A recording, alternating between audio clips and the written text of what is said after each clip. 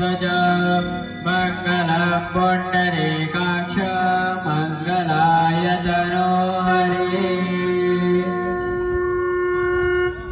ॐ मा पृथ्वीत्यादिता लोका देवे त्वं विष्णुनादिता त्वं च धार्यमां देवीं पवित्रं कुरु शासना। हाथ जोड़कर अपने गुरु माता पिता सबका ध्यान। ओम गुरुर्ब्रह्मा गुरुर्विष्णु गुरुर्देवो महेश्वरः गुरुर्साक्षात् परं ब्रह्म तस्मै श्री गुरवे नमः।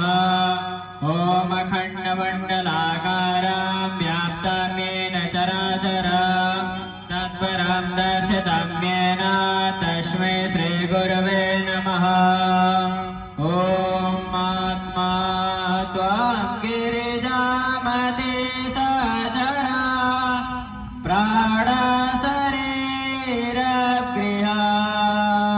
पूजाति विषयोपभोगर्चना